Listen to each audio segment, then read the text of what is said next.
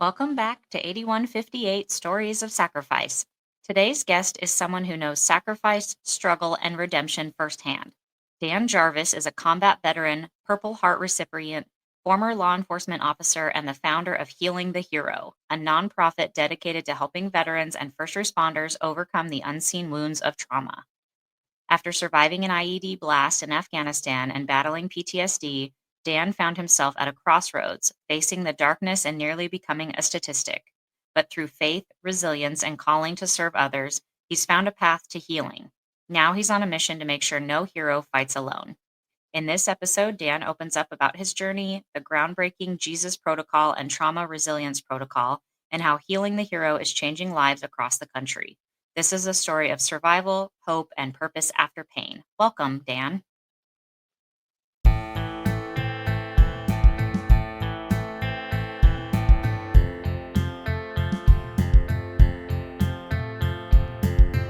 You're listening to 8158 Stories of Sacrifice, where we honor the bravery of the first responders and the families who stand behind them. Real people, real stories, real heroes.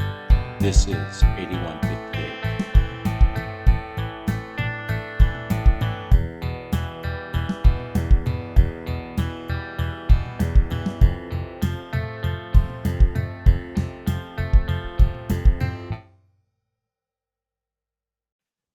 Welcome back, everybody, to another episode of 8158. Today's guest, Dan. He is a part of healingthehero.org, and he definitely has a powerful message to give out to people. So if you have any issues, if you are a veteran that needs to reach out, he'd be the person to reach out to. Welcome, Dan. How you doing, buddy? Hey, Rico. Appreciate the opportunity to address your audience. Thank you. You're very welcome. So tell us a little bit about your organization and what it does for veterans. Yeah, so Healing the Hero is not only a veteran organization, we actually work with first responders as well and their families, immediate family members that live in the home with them. We're a veteran first responder peer support group, right? So what we do is we deal with we're on the suicide prevention, kind of like the best way of looking at it is we're kind of a right of bang organization. We're like, oh shit, something's happened and somebody's developed PTSD, depression, anxiety, or whatever related to the job. Because everybody, I think 2025 realizes the amount of stress that not only our military folks are under, but what our first responders have to deal with on a day-to-day basis. So what ends up happening is they reach out to Healing the Hero. Somebody usually it's been grassroots. Somebody will refer them to us. We have Tammy, who's our case manager. She'll assess them to see how high their stress loads are. And then they'll get placed with a peer coach. And kind of what we do is, it's kind of crazy when I say it. Some people look at me cross-eyed, because people are doing so much work on the mental health side, trying to help themselves. And then when we come out and say that we can actually heal the injury of PTSD, they look at us funny, right? So what we do is we have a non-clinical intervention where we allow them to basically reset their own nervous system. So we kind of use a series of guided visual images, exercise that actually will allow that neural pathway that's stuck from the amygdala, kind of the spidey sense of the brain, that fight or flight response, and it allows that response to reset pretty quickly. And it's not talk therapy. We don't ever even allow them to discuss traumatic triggers. We just kind of walk them through the process. And then next thing you know, maybe on a 0 to 10, they're like a 9 for a combat related event or a work related event or something personal. And within a very short period of time, they're like, wow, I can't even feel it anymore. So the goal is to get them to 0, not to be able to feel it.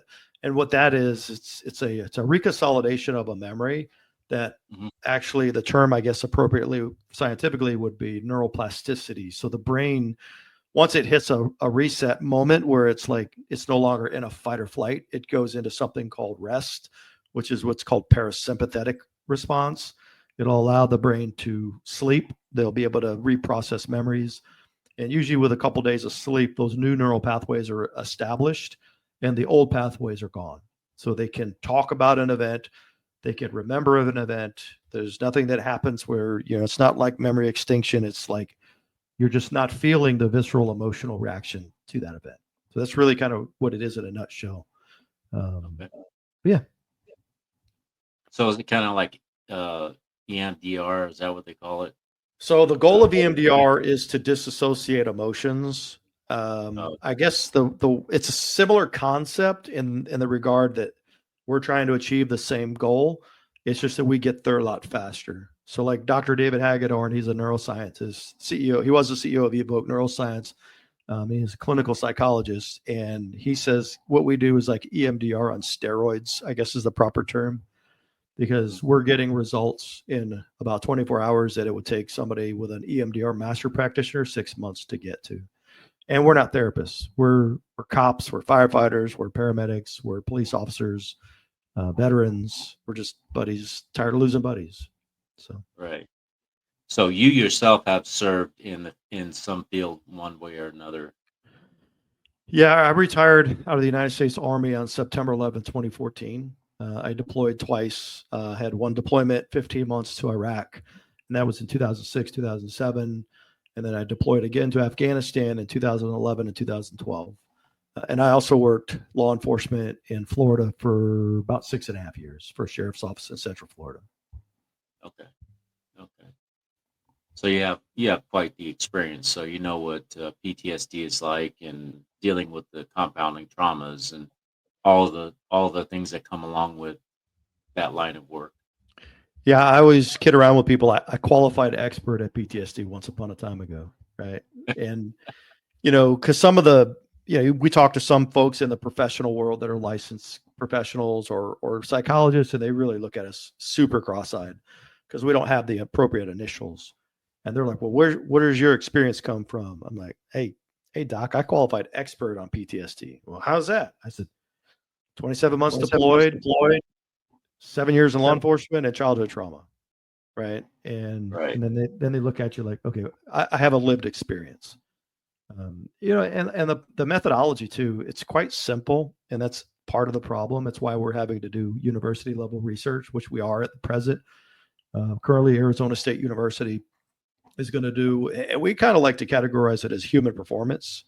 How do you get a person to operate better, which means they need full access to the prefrontal cortex? Well, to do that, you got to shut down the amygdala, because when a person goes into what's called a limbic hijack, you're losing your prefrontal cortex. You're losing logic brain. You're losing emotional regulation. You're losing impulse control, right? The brain literally will hijack the nervous system. And next thing you see it every day with, road rage on the highway, right? Yeah. Or a law enforcement officer getting super triggered. And next thing you know, there's, 5 different video angles and they're doing something stupid because they lost access to what they needed access to.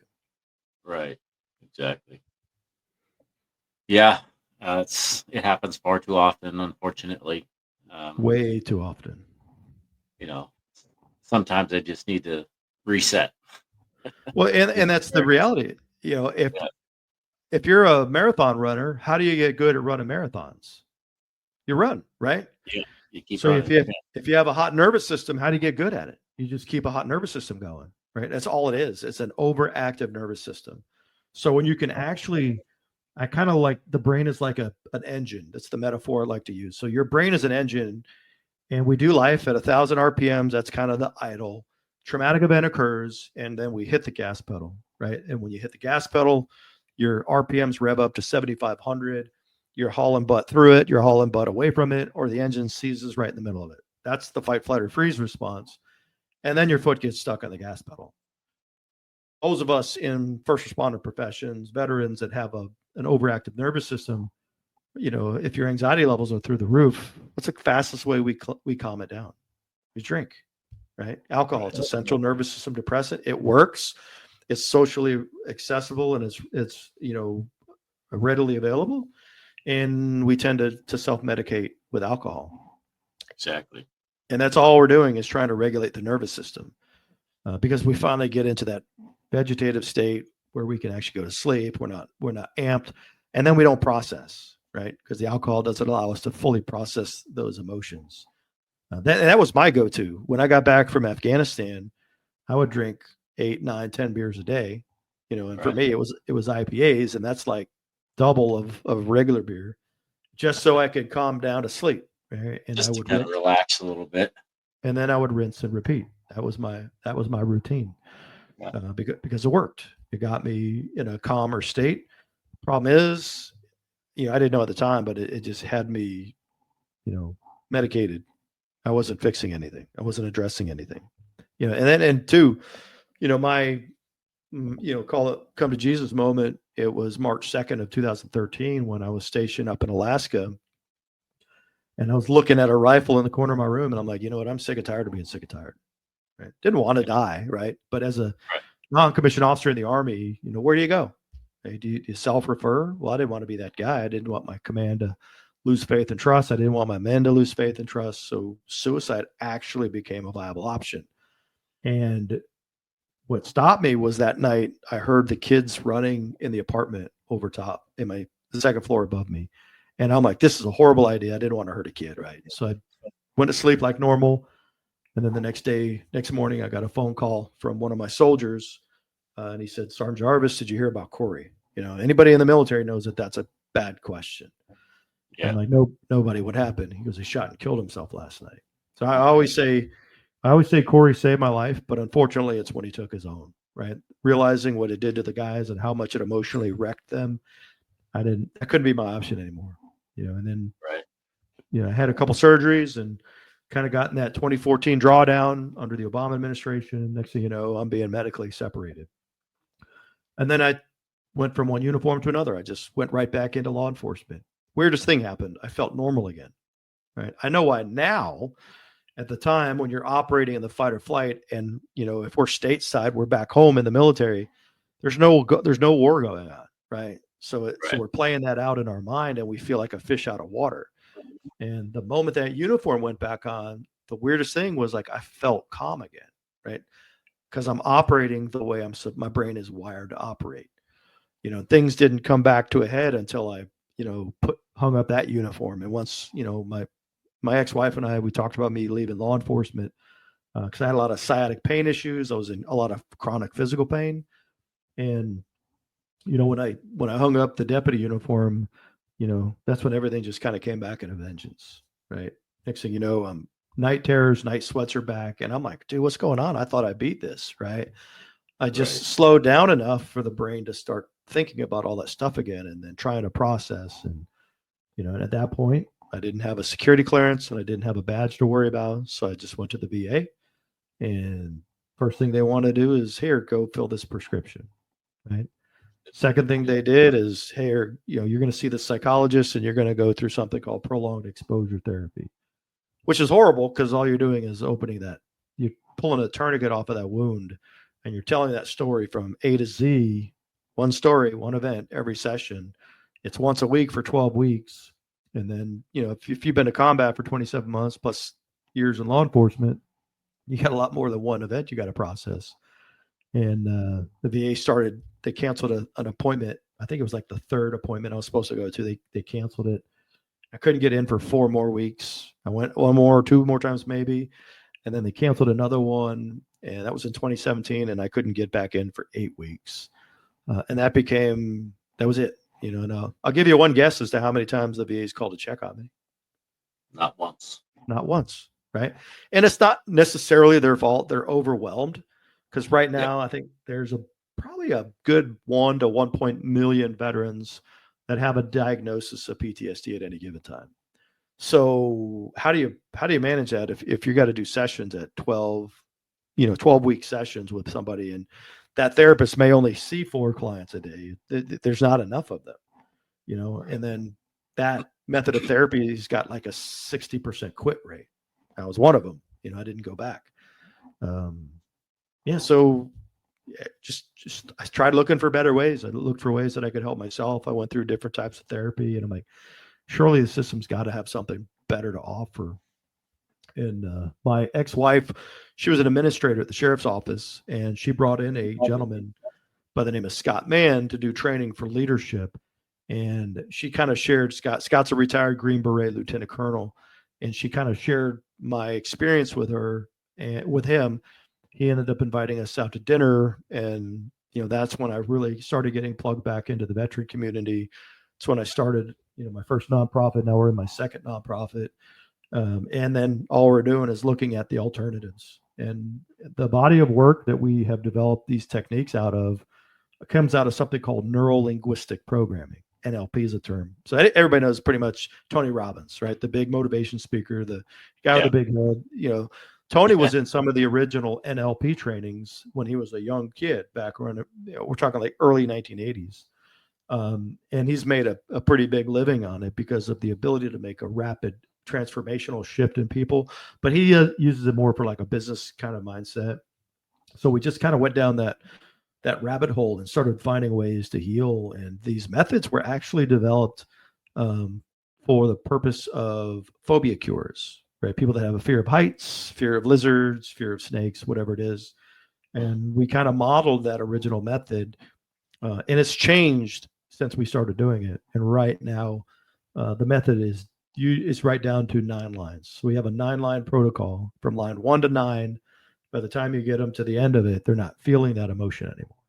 And it basically just causes that reset. And typically what will happen is, I would say on average, it's maybe 3-4 sessions. Somebody comes through the organization and then they're back doing life without the symptoms of PTS or anxiety or depression. The really cool part about what we do, being that we're non-clinical and don't have the right initials, and we tell vets all the time, and don't freak out if you don't have symptoms anymore. Our whole goal is to get you sleeping and not put a gun in your mouth, right? The same thing with the first responders, because a lot of vets are worried about losing benefits if they don't have their PTS symptoms. And we're like, hey, don't tell them. Just tell the VA whatever the heck you want to, right? We're just trying to get you back up on the high ground so that you can maneuver life and not get super emotional and regulate and not go off on your loved ones so frequently, to kind of just get you back into a normal emotional state. Something that may be unfamiliar to them, because many of us come into the professions with childhood trauma. We've had some people, they'll go through the methods but they're like, I don't know what I'm supposed to do now, right? Because they've only known the world one way. And that's what we tell the vets and folks, with the 800-pound gorilla gone, the PTSD or the survivor guilt or whatever the emotions that you were dealing with, is a good time to now go do the cognitive work. Right? Because now you have total control of your prefrontal cortex. And then you could try and make sense of why things happened the way they did, right? But not have to feel them while you're talking to the therapist. And then the therapist can then guide you into a direction to change, future patterns, get you into a better state and get you into a better focus. Right. So, but yeah. So can you explain what the 9 lives process? It's 9 lines. So no, 9 lines. Yeah, okay. Yeah. So what you'll do is you'll get somebody to associate into a memory, a bad, like if you were to go into the worst day of your life, drop them into it so that they can feel it without talking about it. We don't need them to talk about it for them to feel it. They can do that fluently on their own, and they do it every day, multiple times a day, typically. So you get them to rate the intensity of that emotion on a 0 to 10 scale. And then what we do at that point is we distance them from the memory. We disassociate them, pull them out of it, move down the road, move up in the sky, however you need to move away from it. And then manipulate things like the color.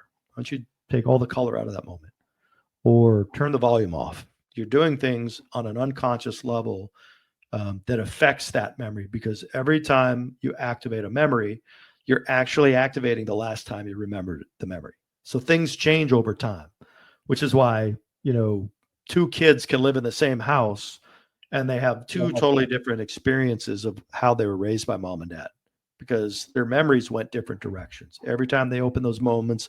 And if they had a strong visceral emotion, they have a whole different frame of reference. So once you get them to disassociate from that memory, you're doing is maybe disassociating them even further by turning them away from it. So it's behind them in time. And then maybe they're looking at a wiser version of self, right? Or somebody that they trust, or, we're a Christian ministry at Healing. There are some people will use Jesus. They'll actually look right into Jesus' eyes. And then you get your learnings from that person that's in front of you. And you're using very specific language patterns. And that language that we use is not for your conscious brain, it's for your unconscious brain. And the next thing we know, you get the learnings and then you reassociate them, and then you hit a 2-second rewind. So now you're running that movie backwards to a moment in time before the event, you're bringing all the color back into it. And what that's doing is it's changing the order of events on your fight or flight mechanism, your amygdala. And then that part of your brain goes, oh, wait a minute, this isn't supposed to be here. And it lets the pathway go. So now when you come back through with the new learnings, the kind of the new aha moment, it removes the old emotions. And then all we do at that point is drop them into a good memory where they're feeling a good moment, a good emotion, and that re-imprints over the old memory. So now even if that old memory triggers something around it triggered it, it's triggering a better emotion. So you're not feeling the visceral emotion, the emotion that causes the bad pattern. And it's just a way of kind of like reformatting that memory in a way that you don't have to feel the emotions anymore, right? Because it's not the memory that's the problem. It's the feelings that are attached to it. So it makes powerful pattern changes. It's pretty wild. Wow, it sounds pretty awesome and amazing. I imagine it helps quite a few veterans Quite a few, overcome. and that and their families as well. We've worked with children as young as 4 years old too. So Wow, it's pretty cool. that's awesome. Uh, so I was watching one of your reels, and you were talking about framing. It was kind of like an aha. You were talking to somebody about that, or you were kind of explaining to them about framing. Can you Yeah. kind of go over that with us? Yeah. So framing is at the heart of what we do, activating the trigger and then reframing an event. And kind of the way that works is, and I'll give you an example. You ever got angry at somebody, really mad, and you felt it, and then you realize you were wrong, right? And all that anger goes away because the brain framed it in a way that made sense and it let the emotions dissipate. So Mel was I'll use Mel Jenner. He was a World War II veteran. His last combat mission, he was a B-17 waist gunner. He was flying over Normandy on D-Day. So can you imagine the history that guy, what he's seen, what he's lived, his experience, right? And his emotion that he was dealing with was survivor guilt, right? Because he came home and so many good people did not. So his best friend, Oscar, was shot down off to his flank. They used to kind of wave at each other. It's funny because Oscar was a guy he would pull out of the bars because he was always the one getting into the brawls, and his best buddy, right? And we've all had the guys like that, Right. And he's just felt an enormous weight of his death. And the frame for him on a 0 to 10, he was a 10, emotional. He was super triggered, so I had to distance him from it. And all I did for him on the reframe is I put him in Oscar's airplane. I said, okay, now Oscar is in your airplane. He's going to survive. You're not. What do you want for him? How do you want his life to play out? And he was like, well, I'd want him to have a good family, have a great life, be a good citizen. You don't hear that anymore. And just live happily. I said, well, Mel, do you want him to feel the weight of your death for the rest of your life or for the rest of his life? Heavens, no, I would never, ever put that on him. And then I just asked him the simple question, Mel, what makes you think he's expecting anything less from you? His eyes got super wide, and that was his aha moment.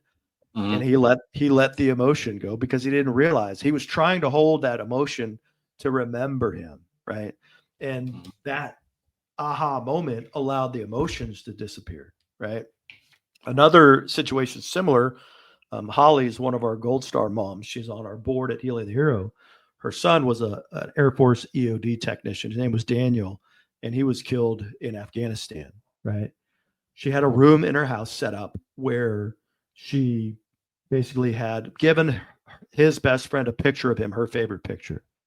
And he had another veteran do a drawing of it and gave him a portrait drawing of that picture. And she had a little room that's kind of her shrine to her son that she would go sit in. And she was doing our training. And then we were doing the process with her, very intense emotions. We got her down to about 2 or 3 from a 10. So that was a good direction. And for her, what I did is I said, Holly, I want you to go to the best memory you ever had with your son. She goes, oh, that's easy. It was the week before he left.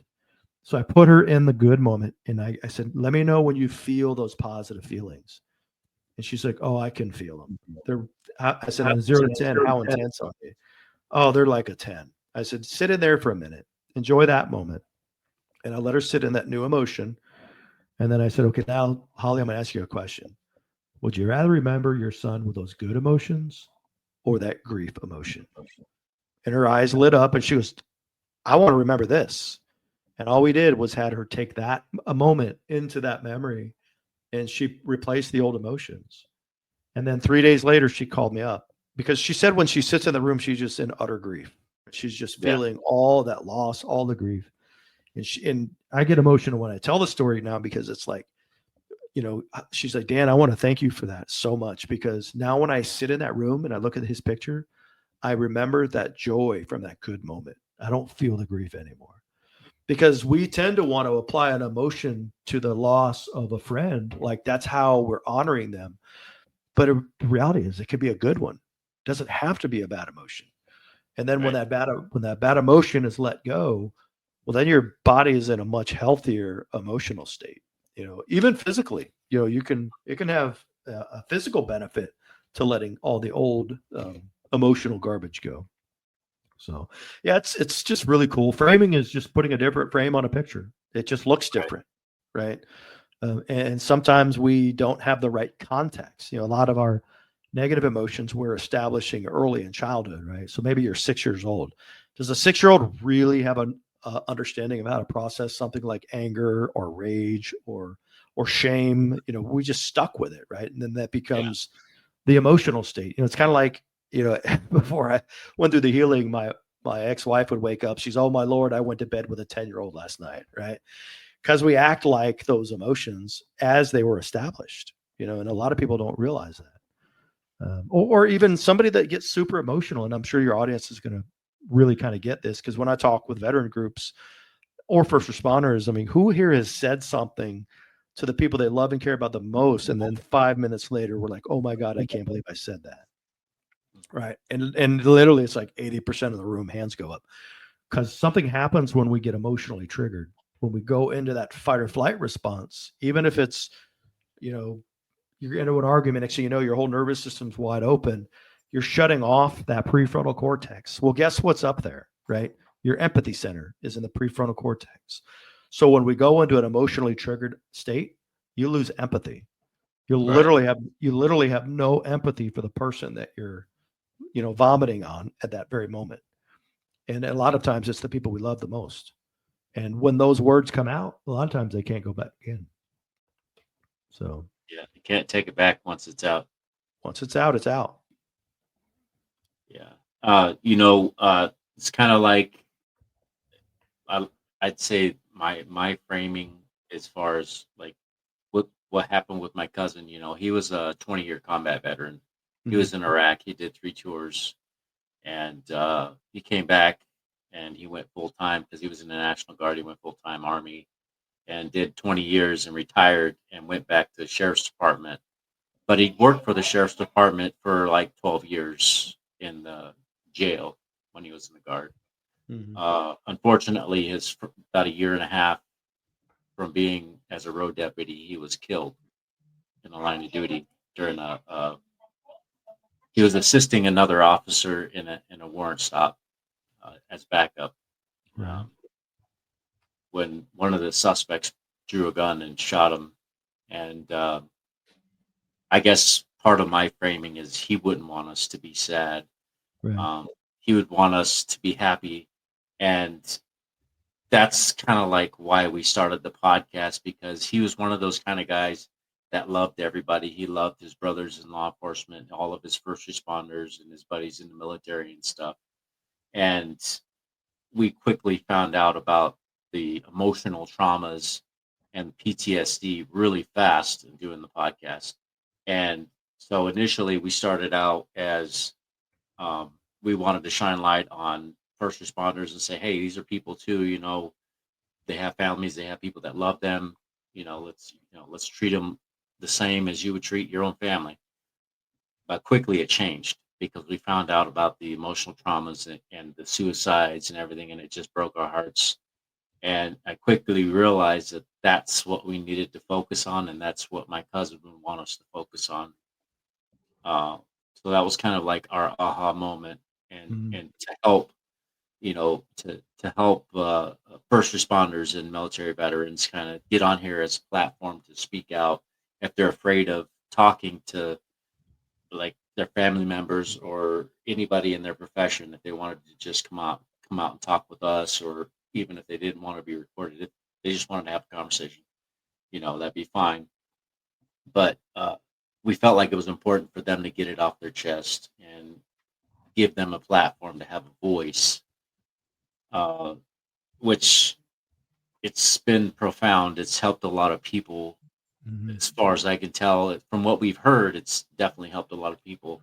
And the other thing too is, we're only one organization, so we try to reach out to other organizations like yours and other first responder organizations so that we can give uh, our guests and other first responders and military veterans an outlet. If they don't know who to go to, Right. and they come on here or they know about the podcast, we can refer them to you guys or to the appropriate people that they can get in contact with to get help.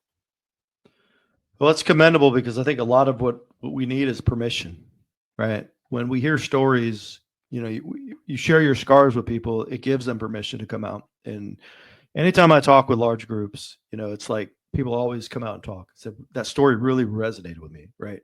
How can I get help? I just did a podcast with Scott Mann, right? It just went live, and we've already had 3 people because of that story come Mhm. out, and now they're getting help. Every time I do a podcast, somebody reaches out, right? Because that's the whole key is, one life is valuable. Exactly. If only one person reaches out to us, Rico, after you putting this podcast out, that is an impact that not just for that person, but their entire family unit, right? I always Exactly. I always talk with groups. I just imagine if suicide was off the table, right? Imagine if people could be healthy. What would that look like? It would be amazing. What would it look like if all the people we lost to suicide were still here? You get Right. people thinking about that, then they start seeing possibilities. Because our goal is we're trying to become irrelevant. We don't want to exist, right? Which is why we're moving heaven and earth to get the science behind what we do, evidence based, right? So that when the therapy world catches up, they'll actually buy into it because they'll see the data. Because they need to see the data to really, somebody's got to tell them that this is real. It's okay, right? We've Mhm. trained therapists and they're blown away at the simplicity of it. They're blown away at the number of people that they work with. I have a friend up in Philadelphia area, Pennsylvania. He was a Vietnam veteran, right? He was a ranger in Vietnam and he retired as a Philly cop. And he's a licensed mental health professional. We will return after this quick ad break.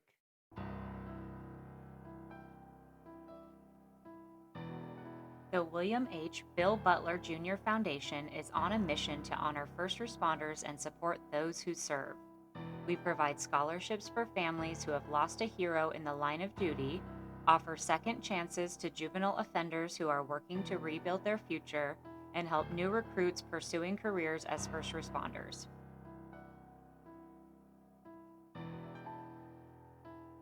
Through generous donations and the sale of merchandise, we're building a community that uplifts, empowers, and creates lasting impact.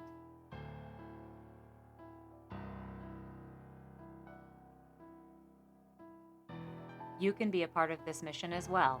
Visit 8158podcast.com to donate or shop today. Together, we can support those who serve, honor those we've lost, and give hope to those who need it most.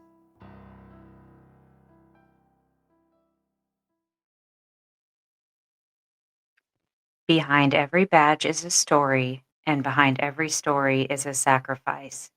This is the 8158 podcast, where we honor the lives and legacies of first responders and their families. If our mission speaks to your heart, if these stories move you like they move us, join us on Patreon.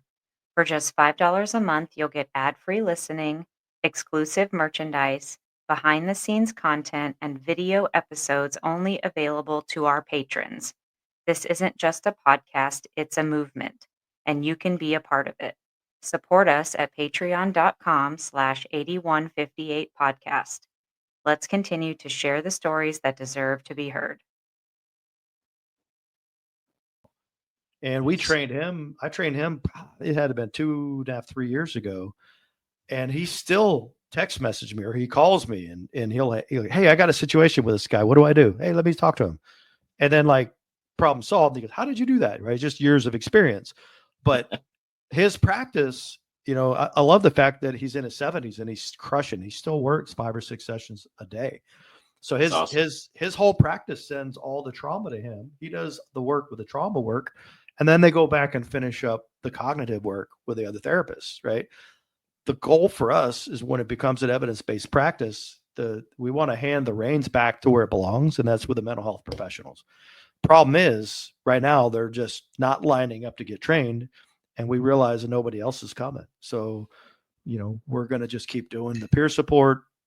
With me being active duty, that's one of the things I wish I would have had access to as an organization that I could have gone and got help with and then gone back to work and nobody would know the difference. Right. And that's what I love that we actually get to do with active first responders, police officers, firefighters. They come to us, we do their work, clean up the mess. They clean it up. We show them how to do it and they go back to work and they live happily until something else happens. And they're like, hey, I had something else happen. Can we work on this? Yeah, let's do it.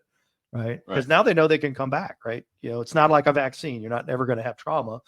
You just, when you clean up the mess, the brain has a lot more random access memory to access and use. And then, if something happens, they just come back through and all right, that's cool. Go back to work. Even our coaches that are active first responders, every once in a while, they'll come to me and I'll do sessions with them because some bad stuff happens. It's self-care and maintenance, something that we're probably terrible at, especially guys. We're horrible at self-care. Right. Yeah. And to be experienced. And I'm going to give a little bit of a perspective. There's not a lot of difference between what military people do for trauma and what first responders do. However, when I went boots on the ground in Iraq, and I'd already been a police officer before that, I remember on patrol, I'm like, wow, this feels eerily identical to what it feels like being a cop, except I got 20 guys around me with rifles, right? A whole lot more than what I have on the street. And then you pack all your trauma in that 15-month tour, and then we go home and everything's normal again, right? Whereas police officers, firefighters, paramedics, it's an entire 30-year career, right? I know there's one study that was done. I don't know. It wasn't a large sample group, but it was large enough where they tracked a 30-year career for police officers. And a 30-year career, a police officer will be exposed to about 188 traumatic events. Firefighters is probably double or triple that because most of what they go on is medical emergencies. So 188 traumatic events, and their civilian counterpart may have 3 in that same time span. And then we wonder why there's so many heart attacks, why they're having strokes, why they're getting cancer at significantly higher rates, why they're getting diagnosed with diabetes, why they're getting diagnosed with autoimmune issues.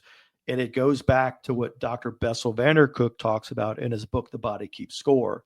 All those stress, the cortisol is the killer, whether it's suicide or physical manifestation of illness. And I always tell the first responders, I'm like, look, let's get rid of this stuff emotionally so you can bankrupt your pension system. Live as long as you possibly can. So that's kind of like the battle cry. And there's no cost ever. There's no insurance. There's no paywall. There's nothing gets reported back to their agency. And the goal is, I call it the high ground. We got to get them back on the high ground, which is a place of safety. Once you're back on that high ground and they're back doing their job and they're being professional and, not escalating and triggering easily and healthier and having better relationships at home, everybody wins. Families win. Their kids win. So I know that's a lot. Yeah, go ahead. No, I said, I know that's a lot, but I get a little bit passionate when I talk about some of these things, just by what we get to see. Yeah, I imagine you've probably seen quite a bit of traumas in your 10-year military and law enforcement. My fair share, but I always say it pales in comparison to what happened in childhood. Yeah. Most of us that go into these fields are doing it because we want to be the sheepdogs to protect people. And I would say conservatively 90 to 95% of veterans and first responders that come to us work on childhood trauma. Right. Hands down, majority of them. I would say that I am no stranger to childhood traumas. Yeah. I'm dealing with that now. I didn't deal with that when I was younger, but I have been going to therapy to deal with those traumas Well, as an adult. open invitation if you want to feel and experience what we do. That way you can come back and talk about it to some folks. Let me know. We'll jump on a Zoom call and I'll show you how to reprocess it. Because Okay. don't take my word for it. Feel it, experience it. Once you All feel right. it, you'll know what it is that we do. All right. I just might take your word up on it. I mean, Open because invitation. yeah, I suffer from severe panic attacks, and they got me on medications, and I go through counseling and stuff. And How'd you like to get off your medication? I don't like taking medication at all. I'd Me rather neither. not. I really like taking these what do you call them? The supplements or vitamins. Yeah. Hey, let's stick it to big pharma. Let's do a session or two, and I'll show you how to get back on the high ground. Okay. Uh, so, do you guys take donations for your organization? We do. It's a non. Yeah, it's a 501c3. It's a nonprofit. You can go to the healingthehero.org website. You can make a donation. Every little bit, whatever it is, helps. If you want to ever do a fundraiser and you want to discuss what that looks like, my uncle, he's at an American Legion in up in Grand Haven, Michigan. They do 3 or 4 fundraisers a year. Whatever you guys can do, help us out. We'd appreciate it. But if you need help, you don't pay for treatment. So Okay. So, to everybody that's listening, if you're having issues, you go to healingthehero.org. If you are crying for help, if you're suffering in silence, contact them, and they will help you. And it is free and anonymous. totally. That's pretty awesome, because we need to have a lot more of that. You No. know, uh, Like I said, the goal is to go out of business. We don't want to exist. If we achieve yeah, the goal, we're good. We can go find something else to do. right, right. I had my own set of experiences. I kind of, got myself out of going in the military. I was getting ready to enlist, and got myself into a little bit of trouble, unfortunately. So that kind of, you know, took me out Mm. of that. But it was definitely a learning experience, and it helped me grow up quite a bit. Uh, it made me a different person. I wasn't bitter or sour about it. It just made me a stronger person because, like you say, that framing the mind. Mhm. I had to figure that kind of stuff out on my own. Like, what kind of person do I want to be? Do I want to be this mean, ugly, nasty person that's in the revolving door of the system, or do I want to be a productive citizen and have a good life? You know, it doesn't have to be a perfect life, but live a decent. And I would say I'm pretty much living my best life that I could possibly ever imagine. Mhm. You know, given the Well, situation. imagine what that life would look like without trauma. Exactly. That's one thing I'm working on right now. Yeah. I want to get I want to get rid of that crap. Yeah. Period. Well, a lot of people just have to understand it's okay to be human, right?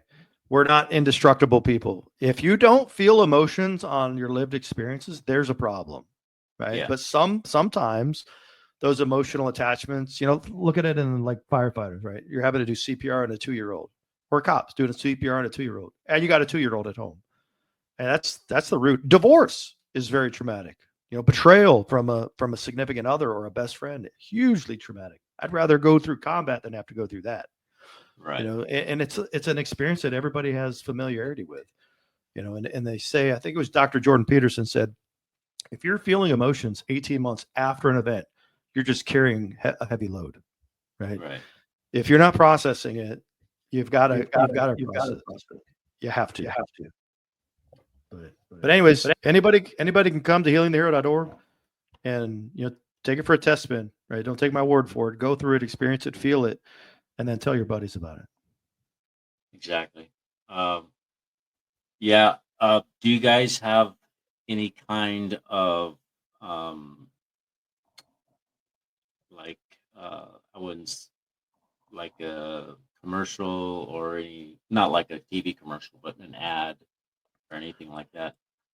We've just been kind of grinding for the last, number of years. We did do a documentary with my first nonprofit called Healing the Heroes of 9/11: The Way Forward. Hmm. Um, so people can see that, and you'll see me in it. Of course, I didn't have a beard back then. Uh, and just kind of get an idea of what we do. If you go to the healingthehero.org website and you go to the media tab, you'll see that, or you'll see I did a Discovery Channel show with Jay Garstecki, a friend of mine. So we went into details about what we do. Um, but, Scott Mann and I just did a video podcast, but that was a pretty lengthy one.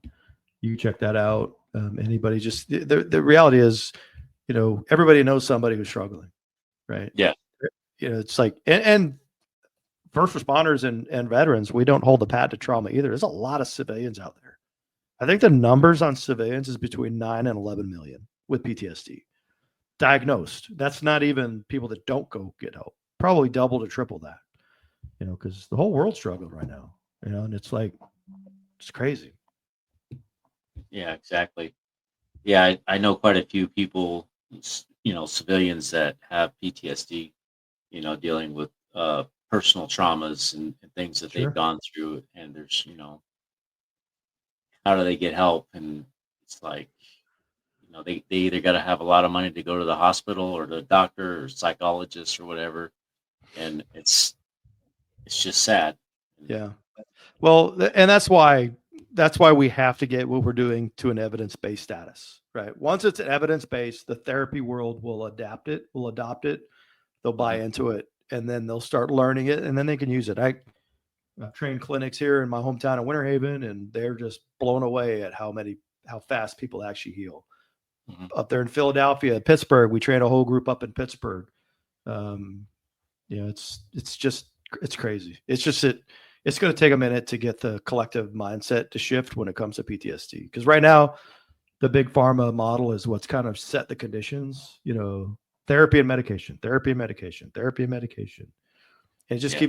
keeps people looped in the system. And it's like, nothing wrong with therapy by all means, but if PTSD is the why you're going, are you really even able to pay attention to what they're doing? You might be doing EMDR, you might have a good practitioner, and you might get good results. Mhm. But some people don't have good practitioners to go to. Some people are doing talk therapy or cognitive therapy, and they're still struggling years later. We had a wife of a firefighter came through. She did 2 sessions with us, and she was pissed after the second session. We're like, well, what's wrong? What's wrong? She's like, I've been in therapy for 20 years for PTSD. 20 years. And you just fixed it in 2 hours? I'm pissed. I'm like, ma'am, listen, your therapist doesn't even know this exists. And if you told them, they wouldn't believe you. It's not their fault. It's just the system they've been conditioned to function in. Right. We're so far outside of the box. It's like the cab companies were never going to develop Uber. Hotels were never going to invent Airbnbs. Just not going to happen. The disruption always comes from the outside.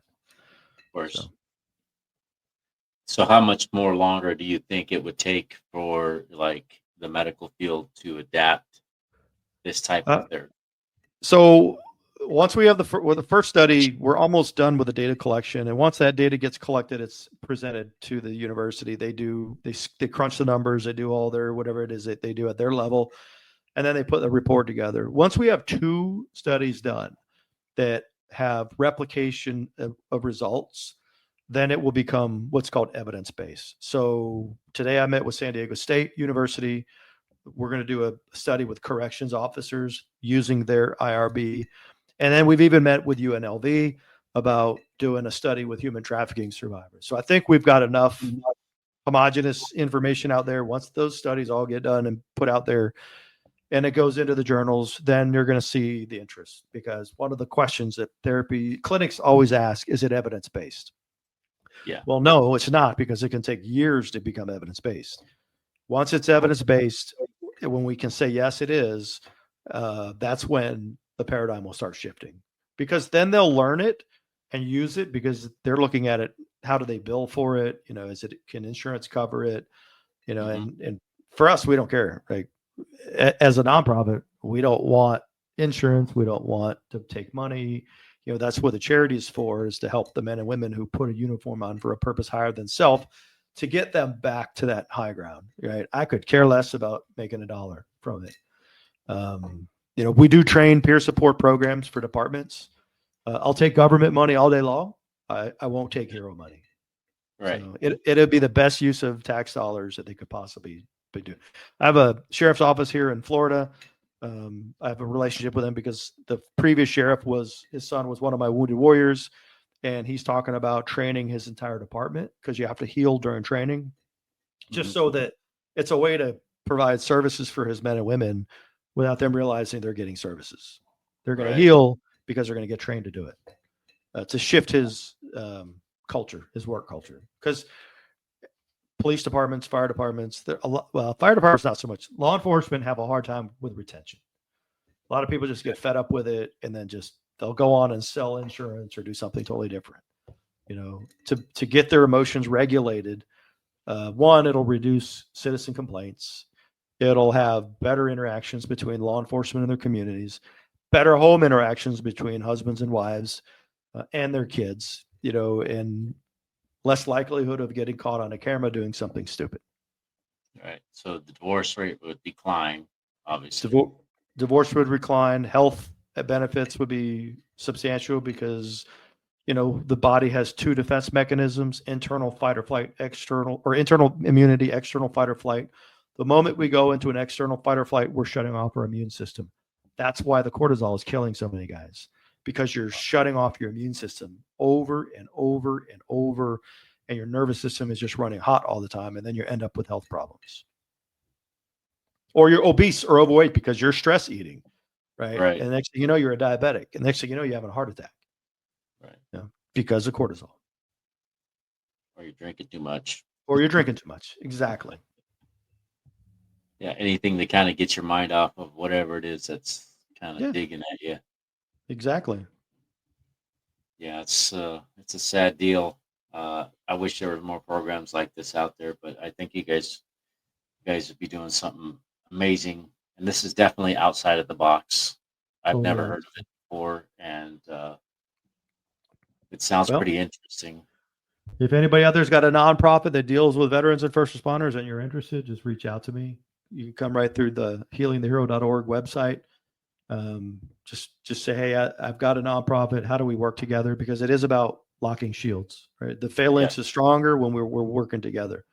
We don't need to be pushing people away and stiff arming and being territorial, because realistically, what we do shouldn't be locked into one nonprofit, right? This is something that's got to get out and got to be accessible.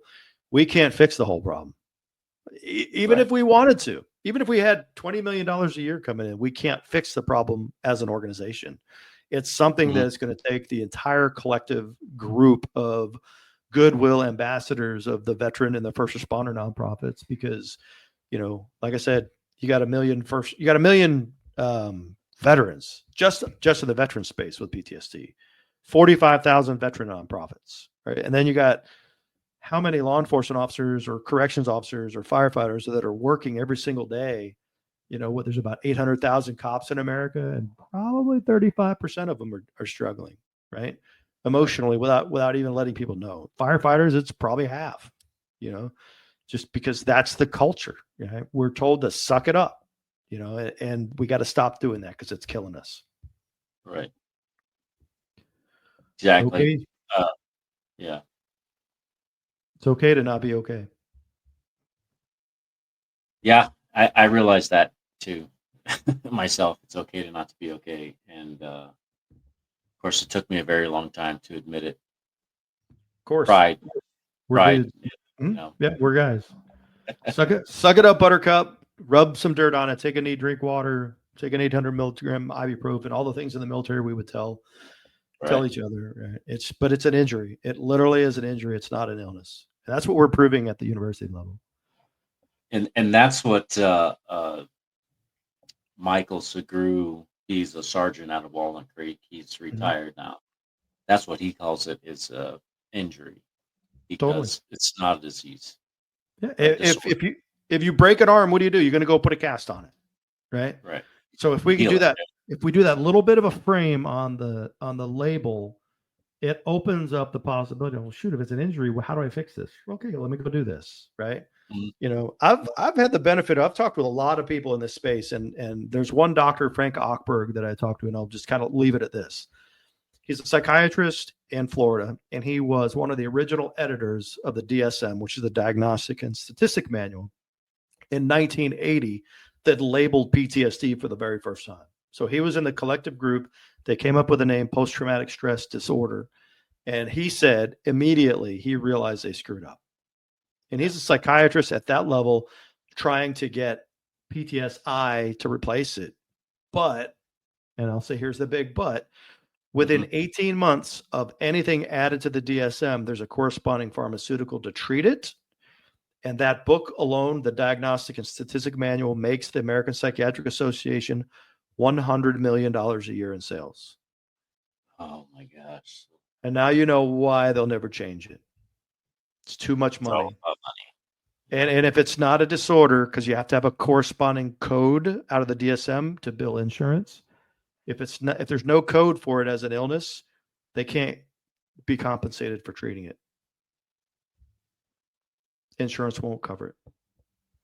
That's the dichotomy. That's the situation that we're in, which is why it's like, cool, we'll just do what we're doing, and then the studies will come out and the evidence will be presented, and you know, and then the daggers will come out because they will try to poke holes in it, which they should. That's what they're supposed to do in a peer review part, you know, because we don't have the initials, we don't have the right pedigree. Who are these guys to do this? You know, because the goal is to get it evidence-based as a peer support, because we can train this to police departments, we can train this to fire departments, we can train this to other nonprofits, we can train it to churches. You know, we can do all kinds of things because therapists, there's not enough of them to fix the problem. They're just not. They're overworked. It can take 4 to 6 months to get in to see a therapist for PTSD in the civilian sector. There's just not enough of them. Right. So yeah, we started our own nonprofit to help first responders and their families as well, monetarily. Obviously, I'm not a psychiatrist or a therapist, so we were working on a project to get me to start being a life coach and helping people deal with grief and, you know, the struggles that they go through, and, you know, people that are going through hard times, kind of free framing the mind, like you say, you know, changing their mind and rethinking their life to be successful. Because I've been through all the struggles, I've lived through all of that, being homeless, you know, in and out of jail and all that kind of stuff. And it took me to have that aha moment to realize this is not my life. right. This is not who I am. This is not what I want to be. And that's the key. We are not the best versions of ourselves yet. Right. As long as we're okay with that and we just keep pushing forward day by day, we'll get there. Right. Right. Just make ourselves better every day. Every day. Yeah. So that's why I do this podcast as well. You know, it helps me out. It helps everybody else out, and the people that come on here, and that it makes me feel good, and it also helps me heal too. Well, whatever we can do to help families of the fallen are part of our mission. Absolutely. I definitely would like to check you guys out and talk to you about maybe dealing with some of these issues sometime when we're not as busy. I know we're Sure. No, absolutely. we're like totally busy. I mean, we're doing merchandise and everything to try to put money in the foundation and all that stuff. So, but yeah, I definitely am interested, and I will be reaching out in the near future, and then we'll get back on and we'll talk about it. I'd definitely be glad to talk about it. Yeah, man. Whatever we can do, man. However we can help your audience, how we can ever help you, just let me know. And you know, show the way. I'll show you the way out. Right. For us, it's a moral obligation to show people the way out of darkness. Right. Exactly. And that's kind of like what I'd like to do, is just help people find their way in their life. Just kind of get Absolutely. out of their it's out of stuck, being stuck from the mire. Yeah. Get out of the mud. Get on solid Exactly. ground. Exactly. We call it the high ground because in the military, if you hold the high ground, you're at the safest place. Right. But yeah, solid ground. Solid ground's important. Exactly. So, is there anything else you'd like to share with us before we end this broadcast? I just want everybody out there to know they're not alone. We'll walk this walk with you. We'll show you how to get out of that dark spot. Awesome. A beautiful dog, by the way. Oh yeah, that's Maze. She's actually a service dog. I inherited her a few years ago. Her first Navy vet ended up taking his own life. So no. I always joke around. We go out in public. I'm like, yeah, don't let her fool you. I'm the service human. So she's a crossbreed German Shepherd, Belgian Malinois. Yeah, it's beautiful. Thanks. Yeah, we got 2 dogs too, a pit and one of them's American Bully and Australian Shepherd. Yeah, I love the American Bullies. Those are good dogs. Yeah, they get a bad rap. Yeah, bad rap. They're both sweet dogs. They just like to play and have fun and sleep. Well, I appreciate you, Rico, and look forward to keeping the conversation going. Absolutely. I will be in touch, and we will be back on again, and we'll talk about it. Sounds good. All right, buddy. I appreciate you coming on. It's been an honor, everybody. This is Dan Jarvis with healingthehero.org. If you're having any issues or if you're suffering in silence, please reach out. Absolutely. Thanks, Rico. All right, buddy. We will reconvene, and it was a pleasure talking to you. Likewise. See you, brother. Have a good night. You too, too, bro.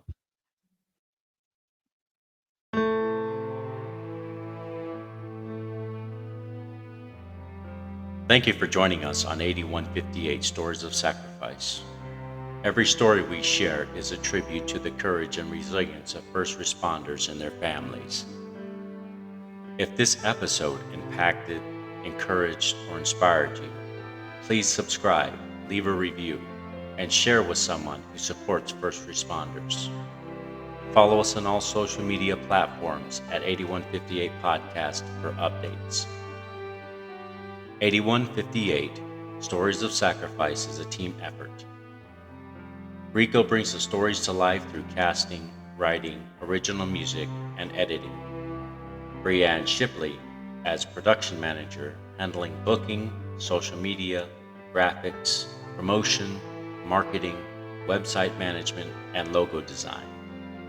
Please visit our website at 8158podcast.com.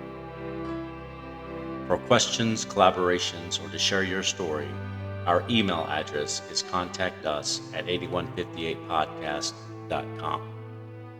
Until next time, let's continue to honor the legacies and remember the sacrifices of those who serve, every brave man and woman on the front lines, protecting and defending us all. This is Rico signing off and honoring 8158.